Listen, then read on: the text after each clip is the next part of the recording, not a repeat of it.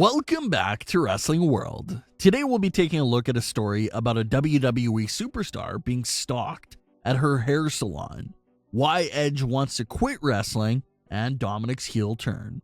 Let's start things off with Edge's reasoning and timing for when he wants to quit wrestling.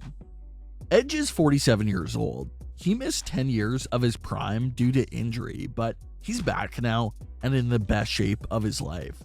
Edge appeared on 4 WWE shows within a matter of days, and it really just feels like he's back and ready to tell an amazing story. Edge recently spoke on After the Bell and explained his feelings and what will make him quit wrestling and get out of it for good. He had this to say: "I just want it to be that if a talent sees verse Edge on the sheet, that they're excited and not, this is going to be difficult. I don't want to get to that stage. It's going to be before that happens, hopefully, in a perfect world. I want to come back and just try and tell some great stories. If I can impart some type of wisdom or experience from doing this for 29 years, then that's part of the goal. I want to leave this better than when I came into it. If that can happen by just brushing up on a guy like Damian Priest and giving him a tip of the hat, Finn Balor, the level that dude's operating on, I just love to get in there with him. There's just so many different people, and I could tell such a different story with every one of them." So Edge really made his plans clear there.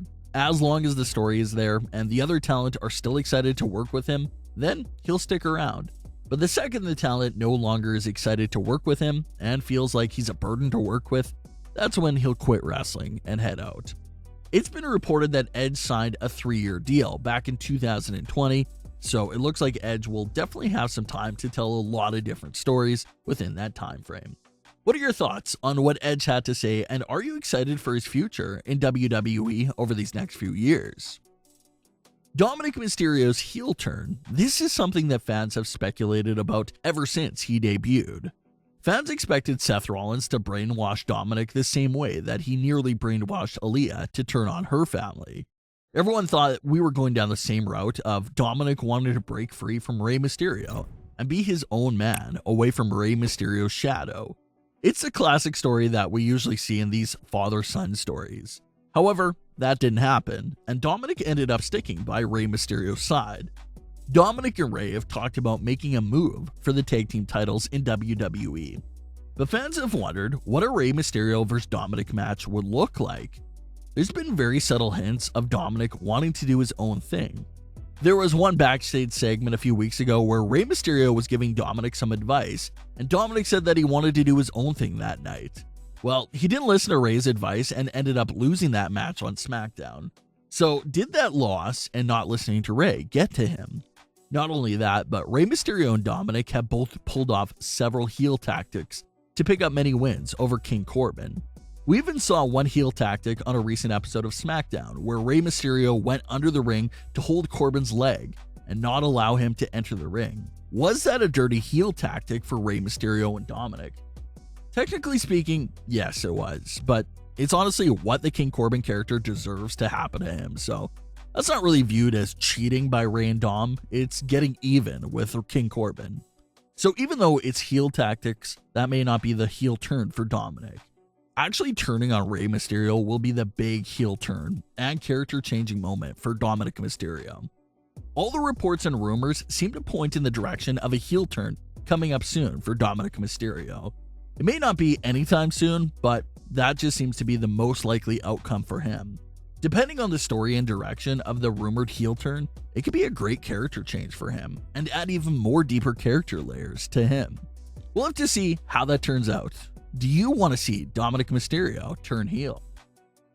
We have another horrible and unfortunate WWE Stalker situation that involves a WWE star's hair salon.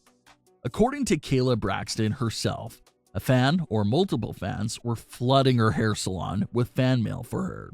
Obviously, this is wrong in so many ways. Not only is it stalking, like Kayla Braxton said, but you're also disturbing the hair salon business and flooding them with all this spam mail. It looks like the situation of the fans stalking and harassing the hair salon has got so out of control that Kayla Braxton was forced to release a statement and address the situation. Kayla Braxton had this to say on Twitter. Stop sending fan mail to my hair salon. They're getting bombarded, and it's not cool. I echo my coworkers who had to write something similar recently. This is called stalking, and is a bad look. You can send mail to the WWE Performance Center. What Kayla mentioned there is true. It was only last week that Peyton Royce tweeted out a very similar message, urging fans to redirect their mail to the WWE Performance Center. So this unfortunately seems to be a reoccurring issue for a lot of WWE superstars right now. And it's extremely scary and something that no one deserves to go through. If you're a regular fan that just wants to send out ordinary fan mail, then it looks like sending the mail to the Performance Center is the proper thing to do. Sending mail to someone's hair salon is extremely disturbing and invasive. So hopefully these fans redirect their mail to the proper location. Next up, we have an update to the botched finish from the Universal title match at Royal Rumble. We previously talked about how much of a failure the closing moments of the Universal title match was after the referee just mysteriously stopped counting midway, even though Roman was still unable to make it to his feet. WWE didn't acknowledge the botch on Smackdown, but Kevin Owens did address the situation in a recent interview with Jake Osman.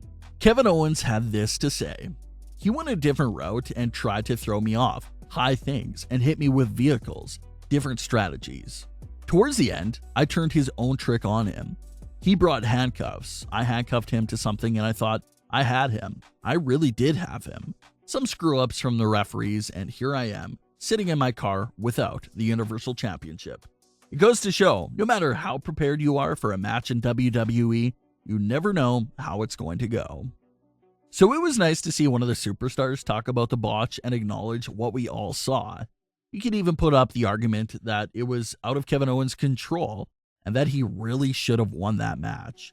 He had Roman Reigns down until Roman took out the ref, and then the second ref just stopped counting. So Kevin Owens had Roman down for several minutes overall. So just looking at it from that point of view, Owens definitely should have pulled off the win. Sami Zayn has a whole conspiracy gimmick about WWE being against him, but after that closing moment of the Royal Rumble match, the Kevin Owens character has every right to feel like there was a conspiracy against him as well, with the fashion that the title match ended in. It does look like the Roman Reigns and Kevin Owens feuds will be continuing after Owens attacked Roman on Smackdown. So we'll have to see what's next for Reigns vs. Owens. What are your thoughts on today's wrestling news? Leave your comments below. Don't forget to subscribe with all notifications on, and leave a like if you enjoyed. Thanks for watching, guys.